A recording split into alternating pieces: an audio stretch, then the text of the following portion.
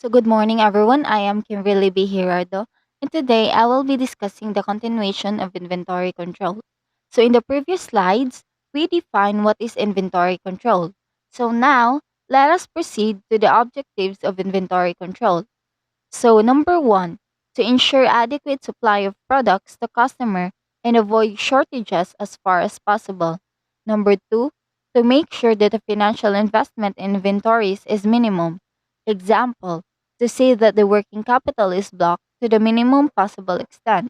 Number three, efficient purchasing, storing, consumption, and accounting for materials is an important objective. So, number four, to maintain timely record of inventories of all items and to maintain the stock within the desired limits. Number 5, to ensure timely action for replenishment. Number 6, to provide a reserve stock for variations in lead times of delivery of materials. And lastly, number 7, to provide a scientific base for both short-term and long-term planning of materials. So now, let us proceed to the benefits of inventory control. So, it is an establishment fact that through practice of scientific inventory control, following are the benefits of inventory control. So, these are the benefits you can get in practicing inventory control. So, first, improvement in customers' relationship because of the timely delivery of goods and service. Second, smooth and uninterrupted production and hence no stock out. Number 3, efficient utilization of working capital. It helps in minimizing loss due to deterioration, obsolescence, obsolescence damage, and pilferage. Number 4, economy in purchasing. And lastly, number 5, it eliminates the possibility of duplicate ordering. So now, let us know what are the different inventory control techniques. So first is the ABC analysis. Next is HML analysis. We have VED analysis, FSN analysis, SDE analysis, Gulf analysis, and lastly the SOS analysis. So let's first start with the ABC analysis. So ABC analysis is the most widely used method in every business venture.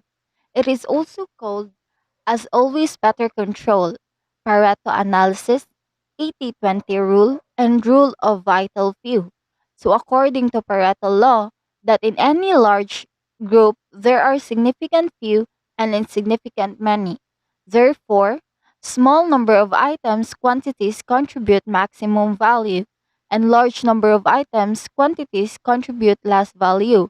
So here it will be further discussed so that um and you will be able to understand what is the meaning, what Pareto law means in there are significant few and insignificant many. So in ABC analysis, quantity of inventory item consumed during the year and multiply it by unit cost to obtain annual usage cost. So here in ABC analysis, we will use the annual usage rather than monthly or any other way. So next is the computation for ABC analysis.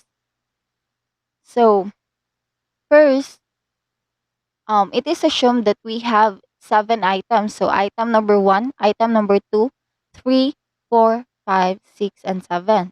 So the number of units in item number 1, we had 10,000 units. And item number 2, 5,000 units. 3, 16,000 units. 4, 14,000 units. 5, 30,000 units. And 6, 15,000 units. And lastly, in item number 7, we have 10,000 units. So a total of 100,000 units. So the percentage of the total unit will be computed um, through total number of units divided by the total number of units. So we divide in item number 1, we divide 10,000 from 100,000. So we will get 10%. So in Item number two, 5,000 divided by 100,000, we will get 5%. And it will be in item number 3 to 7, it has the same computation. So the cumulative percentage of the total units is 15%.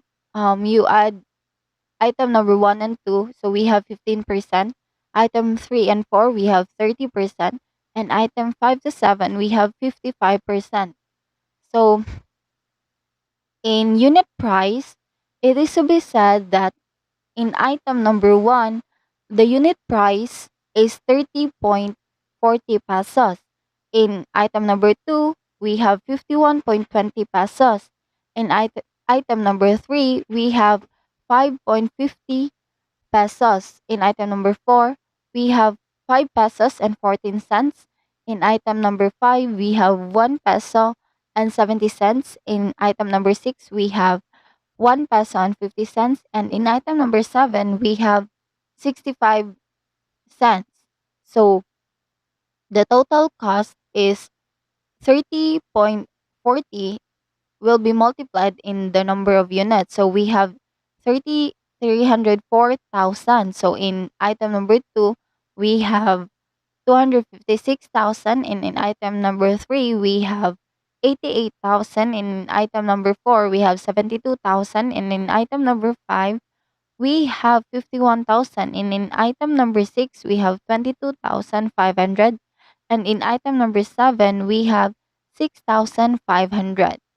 So a total of 9,609,000. So how did we get the percent of the total in the total cost? So um, we divide 304,000 to the total cost. So 304,000 divided by 9,609,000, we will get 38%.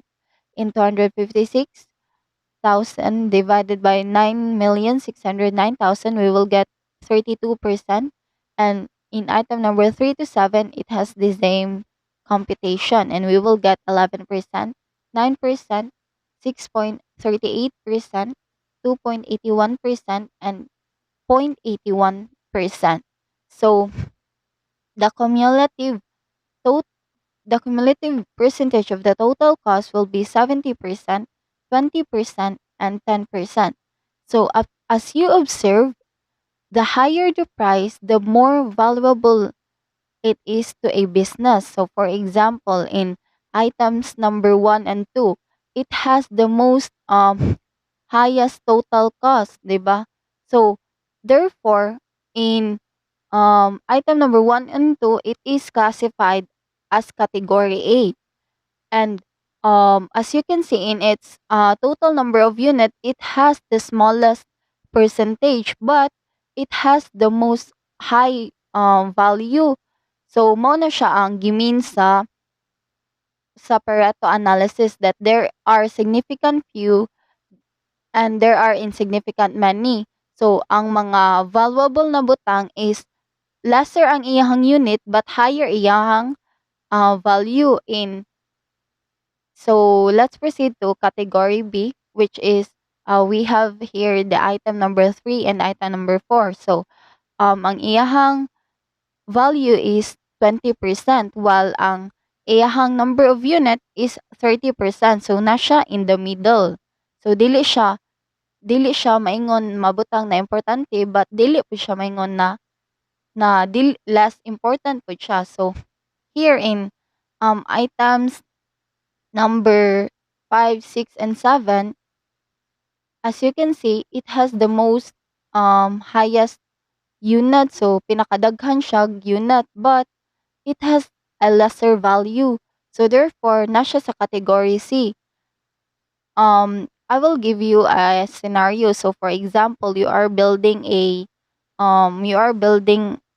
table. So in a table, the most important part here is the wood, and the less important is the um what you call this one is the nails and the screws. So um in the table, syempre ang wood mo'y gamay ra jud kayo unit ang imong paliton sa wood, since it is um it is in high price, then kuan po siya kanang if magdagan kag stock is ang imong inventory carrying cost is mo increase pud siya, so mo nang lesser jud imuhang unit sa imuhang wood, but sa in nails and in screws high imuhang unit, even though less important siya kay kanang in purchasing bulk man gud, 'di ba, makakuan ba ka, maka kasi tawagan na maka-discount man ka, so that is why mas daghag unit ang lesser value. So, next. So, here we can see in the ABC curve, so percentage of value is in the y-axis and percentage of items is in the x-axis. So, you can see here, wait. So you can see here, the higher the units, the number of units, so the lesser the value. So this portion here is the percentage of value, while this portion here is the percentage of items. So as you can see, C is the highest percentage of items but the lesser percentage of value. In B, it is in the middle, while in A, it has the lesser percentage of items, but it has the highest percentage of value. So we can conclude that in A, it must have an accurate forecast. It also needs to have a strict degree of control and items being of high value. In B, it has an approximate forecast and it has moderate degree of value and items being of moderate value. So, in C, it has no forecast at all and it has a relaxed degree of control and items being of low value. So, since less important man siya sa production, so dili ka permi mag-check anang category C, items nga ma-fall sa category C.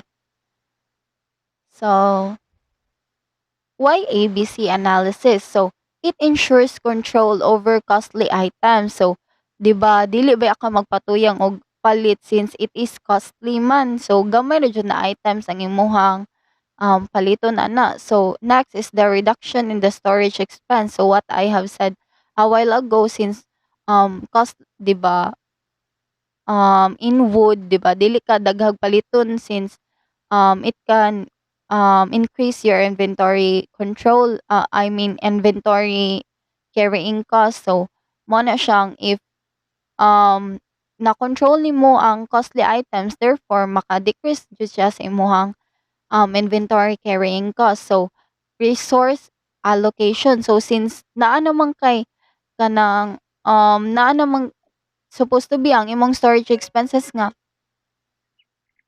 Sorry for that. So, supposed to be ang imong storage expenses is high, but since imo mang na-control ang imuhang pag-order sa mga units, therefore, naa kay naa kay gain ana, 'di ba? So, kato imong mga gain, pwede siya nimo i-allocate in other resources. So, also it increase economy. Then, next. So we are done in ABC analysis. So let's proceed to HML analysis. So HML analysis, or what we call cost per unit, it analyzes the material according to their prices and then classify them as high price items, medium price items, and low price items. So um, it is just like ABC analysis, but ang ABC analysis is naa siya number of unit. Kani siya kay cost per unit man. So, ang value sa unit. So, HML analysis helps an organization to take decisions on the following. So, it helps assess the security requirements and the type of storage for high price items. So, mga mahal nga mga items sa imuhang production. Next is the frequency of stock checking is decided on the basis of the cost item. In other words, more expensive the item, more frequent will be its stock checking. So, since same as ABC analysis, since siya man ang mahal, so siya jud ang mas valuable. So siya jud ang perminti nimong i-check if there is missing, or there is if kanang need na ba nga i-replenish ang kanang certain item. So next is a control on purchases and buying policies can be exercised by the company.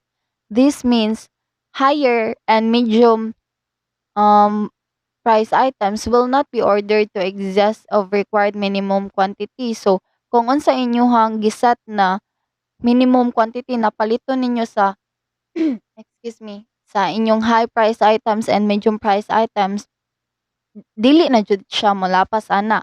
However, in the case of low items, they may be purchased in bulk in order to avail the benefits of bulk purchases. So, in low price items it is the less valuable. Therefore, mo to siya pwede ka makapalit og bulk, so daghan, since less less pri less pricey man pud siya, cheap ra siya ba. So mo na makapalit ka og daghan and maka-discount pa ka. So next, let's talk about the VED analysis or VED analysis. So materials are classified based on criticality, that on functional basis. So VED, so V stands for vital, E stands for essential, and D stands for desirable. So for vital items without which a business cannot function, so its shortage can use havoc. These are stocked adequately to ensure smooth operation. So in items that falls into vital category, if mawala na siya na item, it can cause havoc. So your the operation of your production will stop. So for example, in an hospital, the oxygen supply, so you cannot perform in operation man without oxygen, di ba? So that is why oxygen supply is considered as vital item. So next, let's proceed to essential items. So essential items without which an institution can function but may affect quality of services. So for these items, reasonable risk can taken. If not available, work will not stop. So in essential items, though if mawala, if wala, or if not available na siyang certain na item, though work will not stop. So your operation will not stop, but there is an effect of the quality of services. So for example, the antibiotics and IV fluids. So without antibiotics or IV fluids, maka-operate gahapon ka, but the effect sa sa patients ana is last jud ang service. So next is the desirable. So for desirable items, unavailability won't interfere with function, purchase, and when required. So they may be stocked very low or not stocked at all.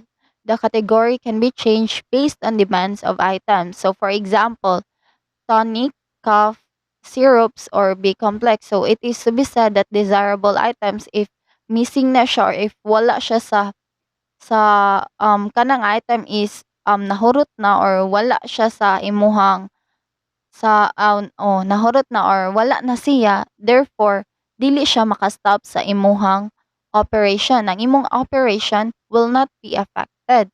So desirable items depends on the demand. So if karon na season is demand siya, so kanang okay ra nga paliton nimo, and if dili siya demand, so okay ra po na dili siya nimo paliton.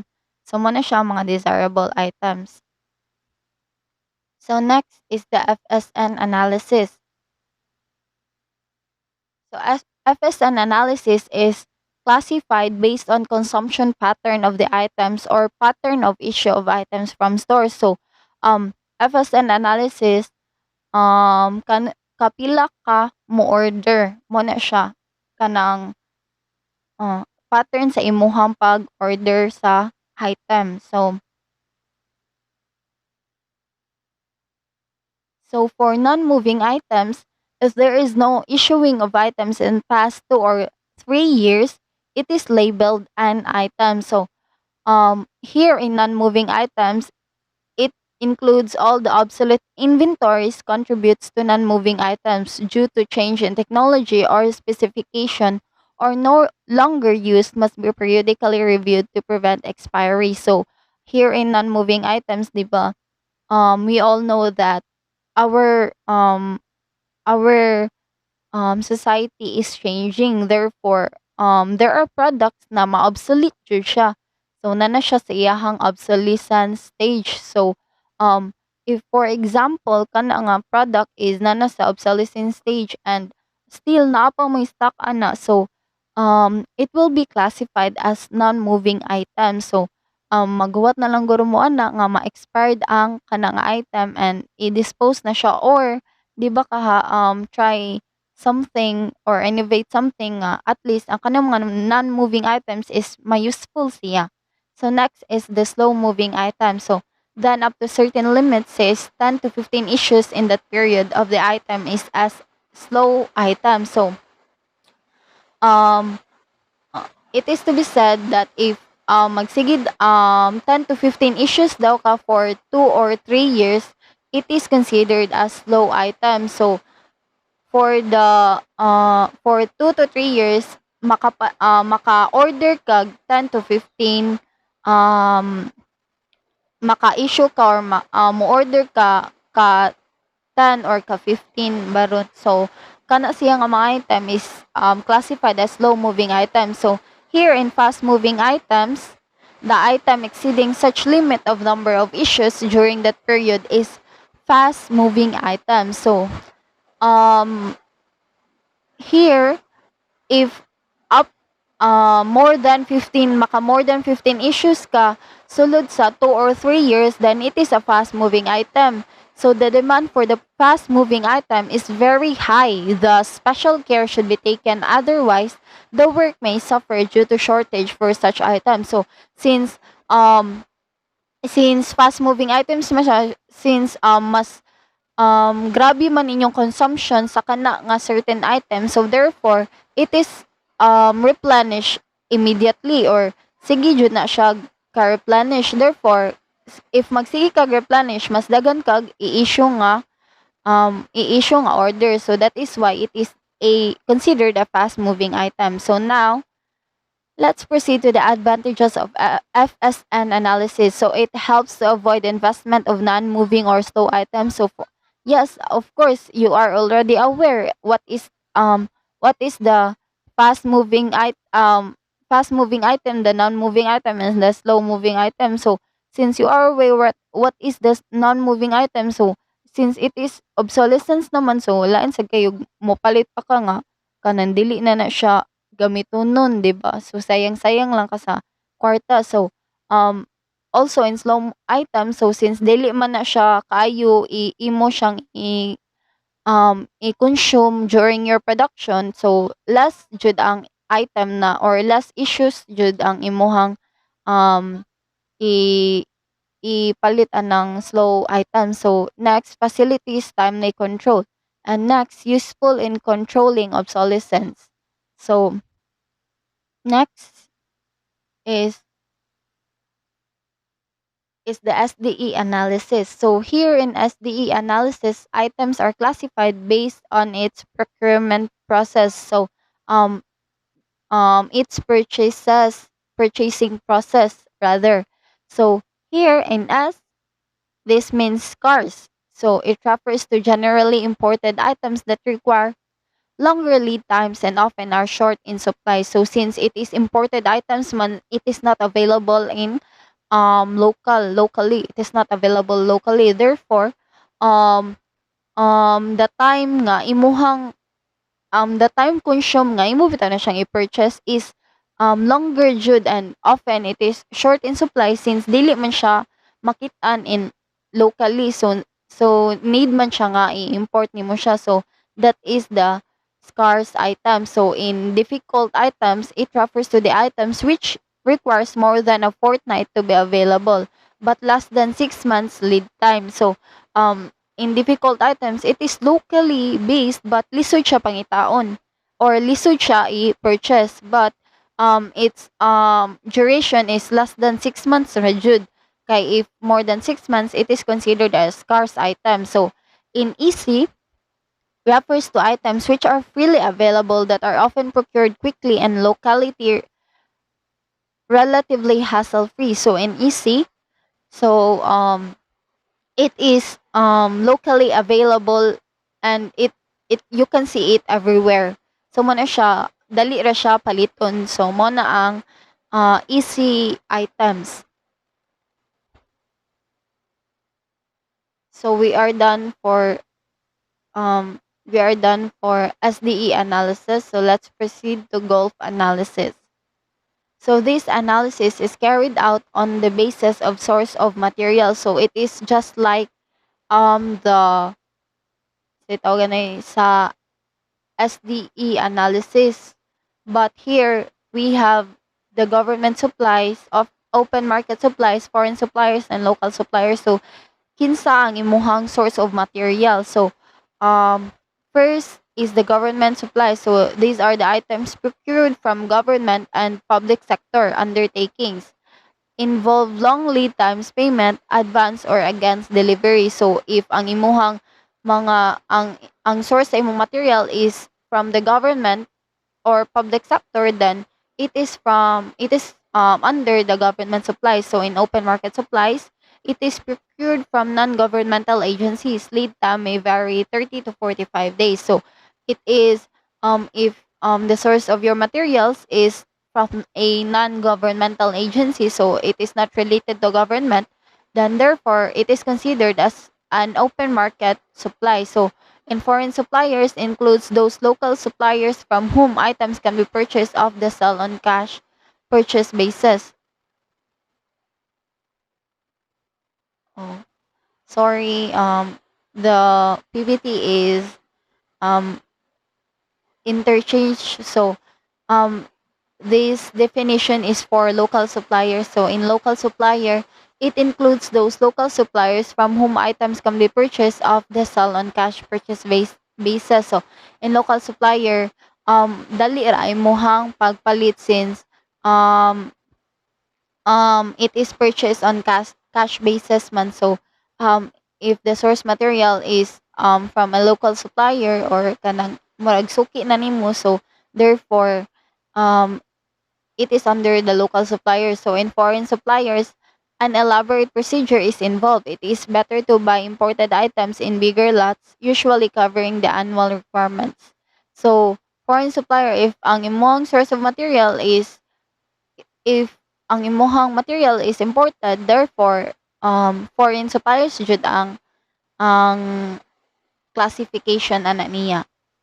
So next is the SOS analysis. So it is based upon seasonality of an item. So by season siya. So in SOS analysis, there are two types of seasonal items. These are seasonal items which are available only for a limited period. So for example, in rainy days, so unsa man nga mga fruits or mga things ang kanang demand, di ba? Raincoats. So, mo na siya seasonal items. So, of seasonal items, these are those which are available throughout the year without any appreciable price variation. So, it is available throughout the year. So, every year available jud siya, dili siya off seasonal. So na jud siya per me. So dili jud ka maglista og purchase anang off seasonal items. So in seasonal items, it has two categories. So seasonal but available only for a limited period, or seasonal but available throughout the year. So namutay mga things nga na no, seasonal siya but kanang available siya only on a certain period. Sa kwan pod sa there are some things nga seasonal but available throughout the year. For example, fruits na to. Mangga, di ba? Available siya throughout the year but seasonal na siya nga pagkaon. So that is the SOS analysis. So now, let's proceed to the objectives of inventory control analogy. So as I have studying my lesson naka-realize ko or kanang there is this question um in me nga while studying the lesson, there is this question popped up into my mind. So, nganong of all the existing analysis, why man nga ABC analysis is the most used analysis? So, kanang aren't you curious nganong of all the techniques nga ni-exist kadaghan atong techniques nga akong gi-discuss dili ra to siya mao na pa jud lain napay XYZ analysis or unsa pa na nga mga analysis kay kanang nganong ang ABC man ang mostly used by business ventures. So I tried to give answers to that question of mine. So I that is the reason why naka-formulate ko ng figure 3 objectives of inventory control analogy. So I already discussed what are the objectives of inventory control, right? So sa first slide sa ako ang report, so I discussed the objectives of inventory control. So now um let us have the katong 7 analysis nga akong discuss. So here as you can see, 'di ba? Ang only ABC analysis is the only analysis nga naka-reach sa 7 kabuok inventory control. So, in HML analysis, ang objective number 2 ra, 3 and 4.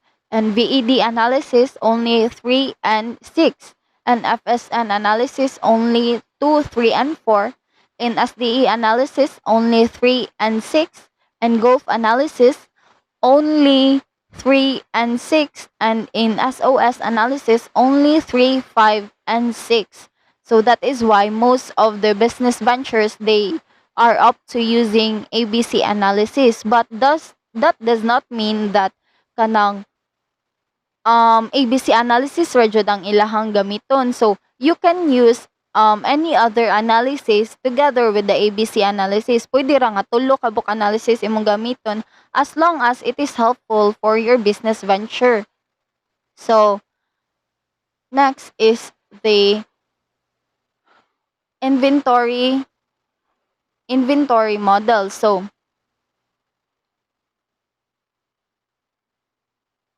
wait a second.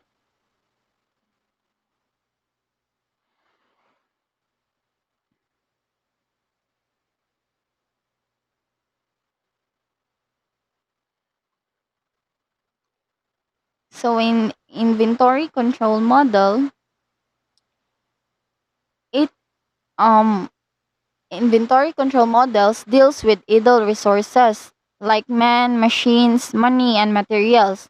These models are concerned with two decisions. So first is how much to order. So and next is when to order. So kano sa mag-order og pila man ang orderon. So mo na siya ang two decisions sa inventory model. So for the first decision, which is how much to order, there are two basic costs considered. So first is the inventory carrying cost and second is the ordering cost. Two kanang mo na siyang kaning two basic costs are considered, it is to maximize the total cost. Um so it is to be said that as the quantity of ordered is increased, the inventory carrying cost increases and the ordering cost decreases. So, if magkadaghan daw ang imuhang quantity of orders sa units or the units of pila ka buok ang imuhang order, magkadako pod ang imuhang inventory carrying cost and magka-less ang imuhang ordering cost. So, for example, yeah, you're building a table. So, you're building a table. So, um ang inyuhang annual consumption is supposed to be um 1,000 units sa wood. So 1,000 units sa wood. So it is to be said that kuan kanang if ang kanang 1,000 i-bulk na nimog purchase, so kanang 1,000 is 1,000 jud na for kas ara ka mo order ana sa kanang 1,000 kas ara ka mo order, therefore ang imong ordering cost is mo decrease siya kay kas ara man ka nag-order. But since it is consumable for 1 year man, so mas ang uban uban woods ana nga imong gi-order kanang 1,000 ka buok woods is ma maadto jud siya sa storage room, 'di ba? So ang 'di ba kanang wood is need man na siya og we don't know that that wood is need of kanang i-take care pa na siya. So therefore ang inventory carrying cost ana niya in storing that certain item will increase, 'di ba? Kay daghan man kag gipalit, then dili man na siya ma-consume kas ara, 'di ba? Ma-consume man na siya for the whole year man. So therefore ang imong inventory carrying cost will decrease. So another example is for 100 kato 1,000 ka buok woods imong gipalit, but monthly ka magpalit, 'di ba? Monthly ka mag-order. So therefore pananglitan every month na kay mag-order kag 150 ka buok woods. So ang imong ordering cost is mo decrease I mean ang imong ordering cost is mo increase siya kay ka 12 monthly gud ka mag-order, so ka 12 ka mag-order annually, 'di ba? So ang imong ordering cost is mo increase while ang imong inventory carrying cost is mo decrease kay 150 raman per month, then it is we assume that kanang 150 is ma-consume siya sa kana sud sa usa ka month. So ang imuhang storage sa mga woods is gamay ra jud ang unit sa woods nga ma-store nimo sa imuhang storage room. Therefore ang imong inventory carrying cost is mo decrease siya. So mo na siya ang principle sa quantity of order. So that is why economic order quantity is present. It is that size of order which minimizes total cost of carrying and cost of ordering. So, an inventory management that minimizes the total cost and ordering cost, and it is calculated by balancing inventory carrying cost and the ordering cost. So, 'di ba, if the more nga high ang imuhang quantity of order, the higher the inventory carrying cost and the lower the ordering cost. So diri sa economic order quantity, it aims to balance the two costs, which is the inventory carrying cost and the ordering cost. So there are two methods in determining EOQ. So first is the tabulation method and second is the algebraic method.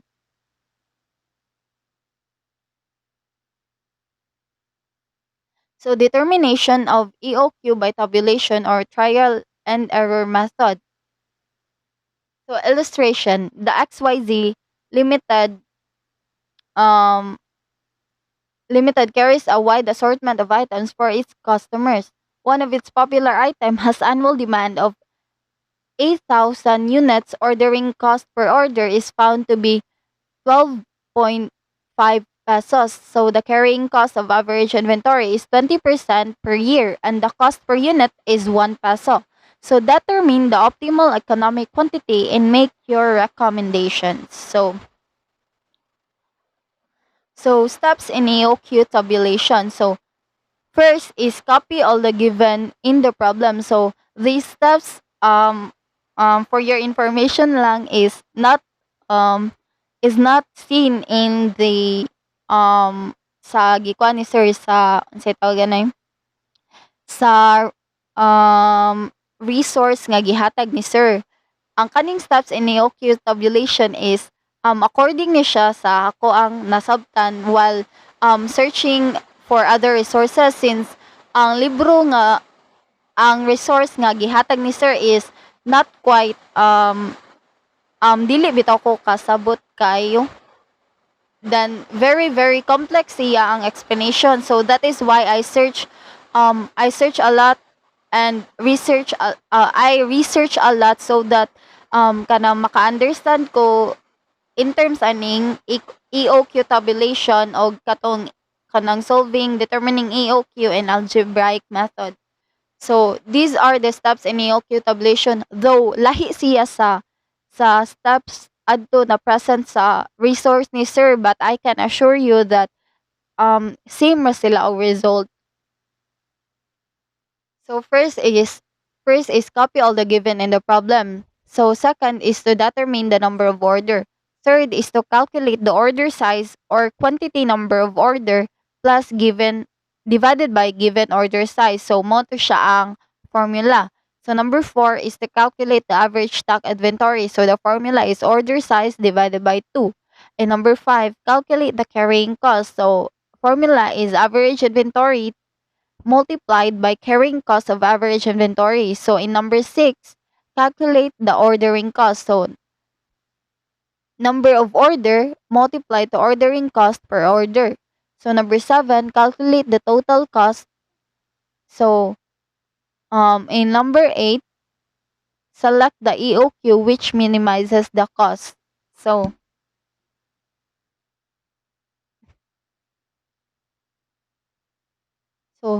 here is the solution. So number of order per year. So we assume that um um these kanang mo ni siya ang kanang number of order per year. So we assume nga kas-ara what if kas-ara ta mo order, so, or what if kas-ara ta mo order kaduha, kaupat, ka-8, ka-12 and ka-16. So here in lot size, or shall we call unit size, kay 'di ba sa given is um sorry, 'di ba sa given 'di ba sa given it is given that the annual demand is 8,000 units. So let's put here, so given na ni siya ang 8,000. So given na ni siya ang 8,000, so mo na siya ang annual purchase nimo sa item. So you have 8,000 units annually. So 'di ba? If annual ang 8,000 is annual order, so kas-ar ka mo order na. So if kaduha ka mo order, since 8,000 man annually, so if kaduha ka mo order, every per order you have kanang 4,000. So next is if kaupat ka mo order per year na kay 2,000, and if kawalo na kay 1,000, if ka-12 is na kay 666.6667. So if mo order ka 16, so you will have per order nimo imong unit is 500. So average inventory. So in solving, 'di ba, in solving average inventory, um unit size or the lot size divided by 2. So 8,000 divided by 2, we will get 4,000. 4,000 divided by 2, 2,000. 2,000 divided by 2, 1,000. 1,000 divided by 2, 500, and 500, 666.667, we will get 333.333. So in 500 divided by 2, we will get 250. So carrying cost. So calculate the carrying cost, diba? Average inventory times the carrying cost average of inventory. So given that the average katong percentage is the 20%. So if you will multiply 4,000, which is the average inventory, to its average percentage, which is 20%, you will get 800. So in 2,000, you will get 400. In 1,000, you will get 200 rather. In 500, you will get 100. And in 333.333, you will get 66.67, and in 250 times 20%, you will get 50. So these are your carrying costs, or ang expense nimo if imo siyang i-store sa imong storage room. So in ordering cost, it is given that the ordering cost or the cost per unit is 12.5. So if I mean cost per order rather, if taga-order nimo is 12.5 siya. So for example, kani kas ara ka mag-order sa usa ka year, so ang imong ordering cost jud is 12.5. So if kaduha ka mo order is 12.5 times 2, so you will get 25. So if kaupat ka mo order, since ang bayad man sa ordering cost is 12.5, so 12.5 times 4, you will get 50. And 8, if kawalo ka mo order, you will get 100. And in if 12, you will get 150. And in 16, you will get 200. So the total cost per year, so you will just add the carrying cost and the ordering cost. So if ang number of order nimo is, if kas ara ka mo order, ang imong total cost per year is 812.50. If kaduha ka mo order, you will get 425 ang muhang expenses. Ang number if kaupat ka mo order, you will get 250. And if kawalo ka mo order, you will get 200. And if ka-12 ka mo order, you will get 216.67. And if ka-16 ka mo order, you will get 250. So here, um, the aim of the EOQ, di ba, remember, the aim of the EOQ is to balance the two costs, which is the carrying cost and the ordering cost. So, asa man sa ilaha diha ang na-balance ang carrying cost and the ordering cost. So, um, of course, kaning 8, di ba? Iyang na-balance ang, di ba, ang carrying cost nimo is 100 and the ordering cost nimo is 100. So, therefore, um, in your annual consumption na 8,000, so kawalo nimo siya orderon. So kawalo ka mo order, wherein in every order nimo ang unit nga imuhang i-purchase is 1,000. So mo to siya ang tabulation method. So here in the table, you can see mo ni siyang inventory cost, mo ni siyang ordering cost, and this is the total cost. So, kung asa siya mo curve, that is your EOQ. So, di ba, ari siya ni curve sa 200. So, therefore, imong EOQ is the 200 pesos. Mo ni siya imong total expense sa carrying og sa ordering cost. Next is the determination of EOQ by analytical methods. So this is the inventory time diagram. It is to be said that um the the more daw nga magka magkalabay ang oras is magkagamay jud daw ang imong quantity. So for example, zero ang imong quantity but ni purchase ka og for example 500 items. So in a span of time magkalaser jud na ang imuhang quantity sa imong item since imo man siya i-consume. So if ma-zeroed out na pud siya, imo na pud siya i-replenish, so that is why motaas siya.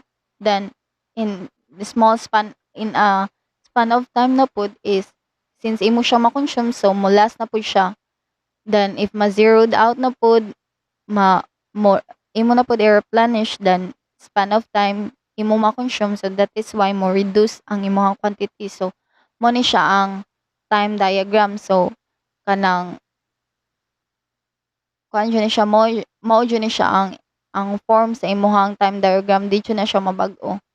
So next is this is the formula in getting the EOQ. So quantity is equal to square root of 2 times OC times AD, or shall we call ordering cost times annual demand divided by carrying cost or carrying amount. So legend, so Q here is the order quantity. So kapila ka mo order.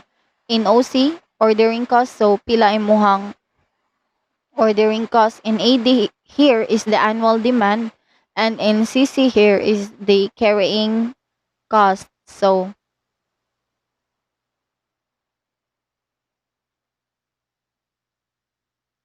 same gihapon og problem, the XYZ Limited carries a wide assortment of items for its customers. One of its popular items has annual demand of 8,000 units. Ordering cost per order is found to be 12.5 pesos. The carrying cost of average inventory is 20% per year and the cost per unit is 1,000. So determine the optimal economic and make your recommendations. So solution. So two here is constant man. So your let's go back to the formula. So 2 times OC plus AD divided by CC. So your ordering cost here, 'di ba? Your ordering cost is 12.5 and your um annual demand is 8,000. So i-divide siya og you will divide it in 0.2. So where did I get 0.2? So it is your average inventory, the carrying cost of average inventory, which is 20%, 'di ba? So 2 so 2 times 12.5 times 8,000, you will get 200,000. Nya i-divide nimo siya sa 0.2, that is why you will get 1 million. So the square root of 1 million is 1,000 units. So 'di ba? So therefore, ang atong EOQ is the 1,000 units. So i-divide nimo ang 8,000, divide sa 1,000, you can get 8. So therefore, ka 8 ka mo order sa imuhang kanang annually. So ka 8 ka mo purchase.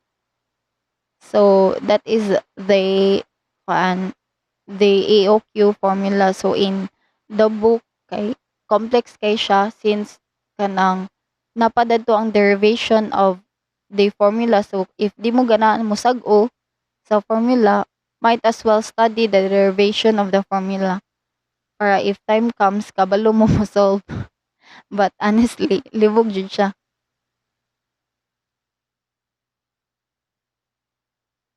So next, so 'di ba? As you can see in algebraic method or tabulation method, same gihapon siya ang result. It is the 1,000 units. So, now let's proceed to standardization. So, when we talk standardization, it is producing maximum variety of products from the minimum variety of materials, parts, tools, and process. The process of making something conform to a standard. So, mo na siya ang standardization. Standardization is creating standards to guide the creation of a good or service based on the consensus of all the relevant parties in the industry. The standards ensures that goods or services produced in a specific industry come with consistent quality and are equivalent to other comparable products or service in the same industry. So standardization also helps in ensuring the safety, interoperability, and compatibility of goods produced. So some of the parties involved in the standardization process include users, interest groups, governments, corporations, and standards organizations. So the aim for standardization or the goal of standardization is to ensure uniformity. So, may pa ang standardization no. So, na siya consistency. So, ang standardization, it means consistency of kanang kung unsa ang imuhang gi-start. So, for example, ang imuhang goods. So, in standardization, dapat kung unsa imong goods nga gi-produce pag una, kung unsa ka high quality ang goods na imong gi-produce pag una, dapat consistent siya nga high quality siya every production nimo. So that is the meaning of standardization. So what is the advantage of standardization? So its benefit to design department. So it depends on the department man. So there are lots of kanang kwan man dili ra man na siya sa production process ang standardization. Pwede man nga standardization sa standardization sa policies and so next is benefits to so what are the benefits of standardization towards design department? So first is fewer specification drawings and part lists have to prepare in issues. So second, more time is available to develop new design or to improve established design. So next is better resource allocation and no, fourth one is less qualified personnel can handle routine design work since kano man siya, standard naman siya. So next is benefits to manufacturing department. So first is lower unit cost. So next is better quality products. Third, better methods and tooling. Fourth, increased interchangeability of parts. Fifth, better utilization of manpower and equipment. Six, accurate delivery dates. Seven, better services of production, control, stock control, and purchasing. And eight, more effective training. So benefits in marketing department, better quality products of proven design at reasonable cost leads to greater sales volume. So number two, increased margin of profit. Three, better product delivery. Fourth one is easily availability of sales part, and fifth, less sales pressure of after sales services. So the benefits to production planning department, first is scope for improved methods and processes layouts. Number two, opportunities for more efficient tool design. Three, better resource allocation. Fourth, reduction in pre-production activities. So in benefits in production control manage department, first is well-proven design and methods improve planning and control. Second, accurate delivery promises. Three, fewer delays arise from waiting for materials, tools, and etc. And fourth one is follow-up of small batches consumes less time. So next is benefits to purchase and stock control department. So first, holding of stock of standard items leads to less paperwork and fewer requisitions and orders. Second, storage and part location can be improved. Third, newer techniques can be used for better control of stocks. Fourth, because of large purchase quantities involved, favorable purchase contracts can be made. So next, benefits to quality control department. So first, better inspection and quality control is possible. Second, quality standards can be defined more clearly. Third, operators become familiar with the work and produce jobs of consistent quality. So here are the other benefits of standardization. It work study section is benefit with efficient breakdown of operations and effective work measurement. Costing can obtain better control by installing standard costing. More time is available to the supervisors to make useful records and preserve statistics. Fourth one, reduce reductions and scrap. And fifth one is helps supervisors to run his department efficiently and effectively. So here are the disadvantages of standardization. So first is reduction in choice because of reduced variety and consequently loss of business or customer. Second, standard ones set resist change and thus standardization may become an obstacle to progress. Third one, it tends to favor only large companies. Fourth one, it becomes very difficult to introduce new models because of less flexible production facilities and due to high cost of specialized production equipment. So that will be all for my report. So the next reporter will will continue this chapter. So thank you so much.